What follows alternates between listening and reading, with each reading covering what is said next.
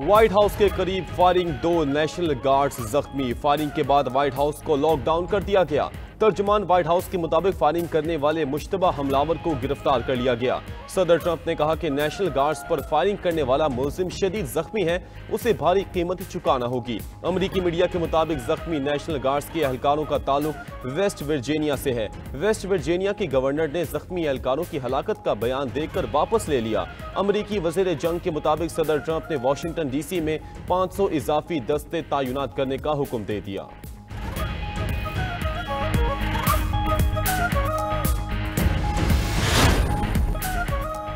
पिशावर की तहसील हसन खेल में गैस पाइपलाइन में धमाके से 24 इंच गैस की पाइपलाइन में आग लग गई। सीसीपीओ पिशावर का कहना है कि धमाके की नौयत मालूम की जा रही है। सुई गैस हुकाम को गैस सप्लाई बंद करने का कह दिया। तर्जुमान सुई नौदरन का कहना है कि पिशावर, एबटाबाद, मर्दान को मुतबादिल गैस सप्लाई दी जा रही है। आग पर काबू पाते ही मुरम्मती काम शुरू किया जाएगा।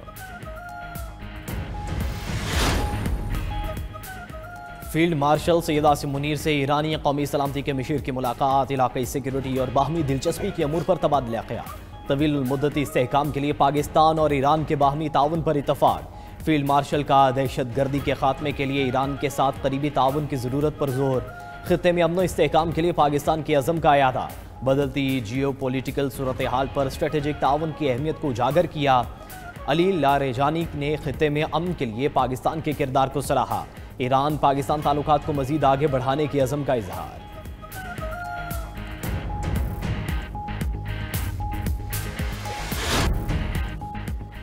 पीटीआई रहनुमा उमर अयूब इश्तिहारी करार। इंसदाद दहशतगर्दी अदालत इस्लामाबाद ने 4 अक्टूबर एहतजाज केस में साबिक अपोजिशन लीडर को इश्तिहारी करार दिया। अदालत ने उमर अयूब की जायदादों की तफसीलात तलब कर ली। उमर अयूब का पासपोर्ट और शनाख्ती कार्ड ब्लॉक करने की भी हिदायत। पीटीआई रहनुमा के खिलाफ दहशतगर्दी की दिफात के तहत थाना नून में मुकदमा दर्ज है। उधर वज़ीर आला खैबर पख्तूनख्वा सुहेल आफरीदी की इलेक्शन कमीशन तलबी नोटिस के खिलाफ दरख्वास्त खारिज। पेशावर हाई कोर्ट ने शहरनाज उमर अयूब की दरख्वास्त भी खारिज कर दी।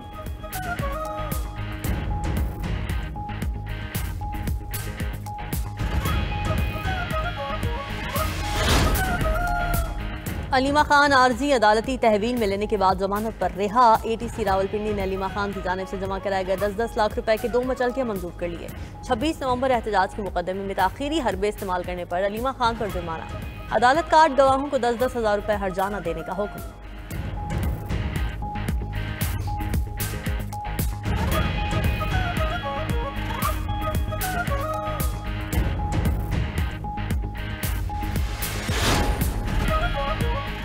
पाकिस्तान में बेरोजगारों की तादाद 80 लाख से बढ़ गई। बेरोजगारी की शरह 6.1% से बढ़कर 7.1% तक जा पहुंची। बेरोजगार अफराद में 10 लाख से ज्यादा आला तालीमी डिग्रीज के हामिल अफराद भी शामिल हैं। वजारत मनसूबाबंदी और तरक्की की जानिब से लेबर फोर्स सर्वे जारी। रिपोर्ट के मुताबिक बेरोजगार अफराद की सबसे ज्यादा तादाद पंजाब में है। खैबर पख्तूनख्वा दूसरे, सिंध तीसरे और बलूचिस्तान चौथे नंबर पर है। पाकिस्तान में फीकस माहाना औसत उजरत 39,042 रुपये है।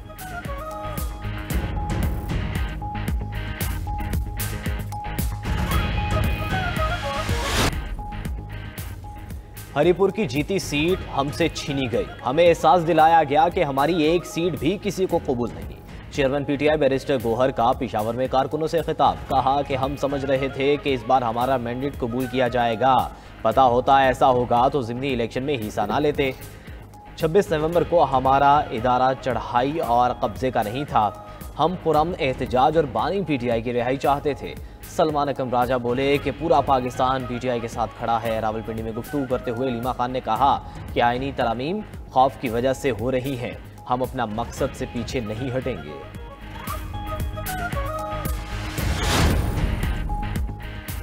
वज़ीर आला KP सुहेल आफरीदी का 7 दिसंबर को पेशावर में जलसे का ऐलान। सूबाई दारुल हुकूमत में तकरीब से खिताब में वज़ीर आला ने कहा कि 850 दिन से जेल में बानी पीटीआई नाहक कैद में हैं। जब तक मुलाकात नहीं करवाई जाती हर जुमेरात को अडियाला जेल जाऊंगा। बानी पीटीआई की रिहाई के लिए हर मंगल को इस्लामाबाद में अरकान असेंबली एहतजाज करेंगे। हमने आइन और कानून के दायरे में रहकर हर हक लेना है। 28वीं तरमीम के बाद अब 29वीं तरमीम लाई जाएगी। बाज़ लोग चाहते हैं पाकिस्तान में आज़ाद अदलिया ना हो।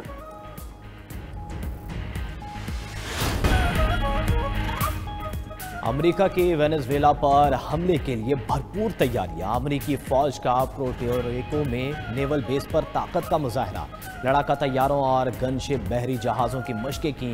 वेनेजुएला ने भी सरहदों पर रूसी साख्ता हथियार नस्ब कर दिए।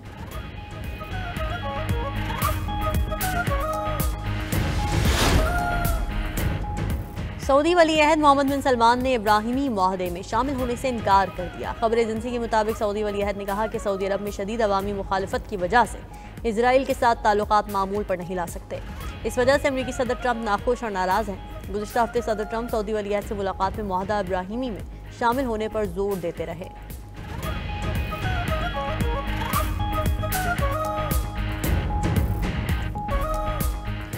मगरबी अफ्रीका के मुल्क गिनी बिसाओ में फौजी बगावत, सदर गिरफ्तार, पार्लियामेंट तहलील कर दी गई।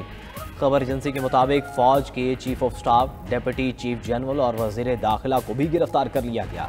गिनी बिसाओ में बगावत की क़यादत एक फौजी कमांडर ने किया। सदारती महल और इलेक्शन कमीशन दफ्तर के करीब फायरिंग भी हुई।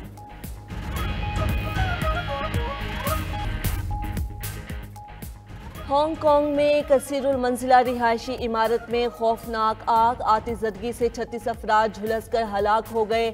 आग लगने के बाद से 279 अफराद लापता हैं। हलाक अफराद में 4 फायर फाइटर भी शामिल। मुतादिद जख्मियों की हालत तशवीशनाक। मुकामी हुकाम ने आग को 5वें दर्जे की करार दे दिया। हांगकांग पुलिस के मुताबिक इमारत में मुतादिद अफराद अंदर फंसे हुए हैं। चीनी सदर शी जिनपिंग का हांगकांग में लगी आग का नोटिस। आग पर काबू पाने और जानी और माली नुकसान कम करने के लिए हर मुमकिन कोशिश का हुक्म। इसराइल ने 15 फलस्तीनी कैदियों की लाशें रेड क्रॉस के हवाले कर दी। गजा की वजारत सेहत ने शहदा की मैयतों की वसूली की तस्दीक कर दी। गैर मुल्की मीडिया के मुताबिक इसराइल से मिलने वाली लाशों की कुल तादाद 345 हो गई। हमास ने गुज़श्ता रोज एक इसराइली कैदी की लाश वापस दी थी। इसराइल अपने हर शहरी की लाश के बदले 15 फलस्तीनियों की मैयतें वापस करने का पाबंद है।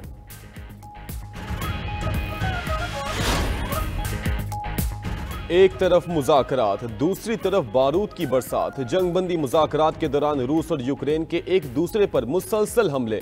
यूक्रेन के हमले से रूसी शहर में 20 इमारतें तबाह, 9 अफराद जख्मी हुए। रूस के यूक्रेन पर हमलों में एक शख्स मारा गया, 12 जख्मी हुए। उधर रूस को अमरीकी अमन मंसूबे का ताज़ा तरीन मुसवदा मौसूल हो गया।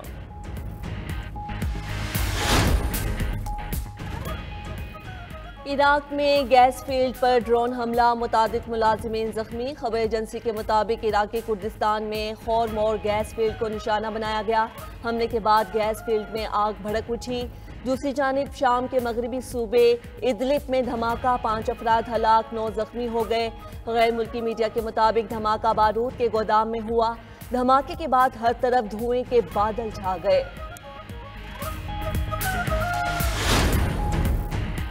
थाईलैंड में मूसलाधार बारिशों के बाद सैलाब की आफत आ गई। मुख्तलिफ हादसात में 33 अफराद हलाक, दर्जनों लापता हो गए। सैलाब की वजह से मकामी अस्पताल में सैकड़ों मरीज फंस गए। उधर इंडोनेशिया में मुसलसल बारिशें लोगों के लिए इम्तिहान बन गईं।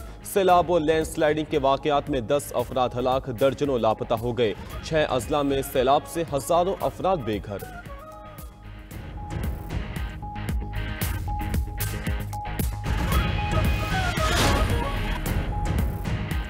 पंजाब में ट्रैफिक कवानीन की खिलाफ वर्जियों पर भारी जुर्माने। आज से सूबा भर में नए जुर्मानों का इतलाक हो गया। ऑर्डिनेंस जारी। तेज रफ्तारी पर मोटरसाइकिल को 2000, कार सवार को 5000 रुपये भरना पड़ेंगे। ट्रैफिक सिग्नल की खिलाफ वर्जी पर मोटरसाइकिल को 2000, बड़ी गाड़ियों को 15,000 रुपये तक जुर्माना होगा। वन वे पर 6 माह कैद या 50,000 रुपये तक जुर्माना हो सकता है।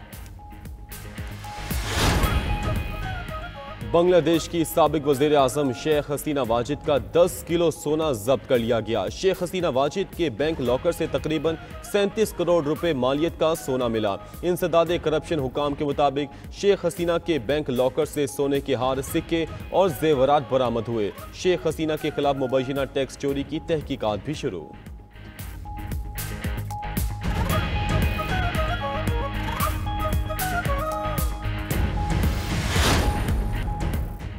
पाकिस्तान रिहाइश के लिहाज से दुनिया का दूसरा सस्ता तरीन मुल्क करार। आलमी अदाद-ओ-शुमार के मुताबिक रिहाइश के लिहाज से लीबिया दुनिया का सबसे सस्ता मुल्क है। इस फहरिस्त में भारत का तीसरा और अफगानिस्तान का चौथा नंबर है।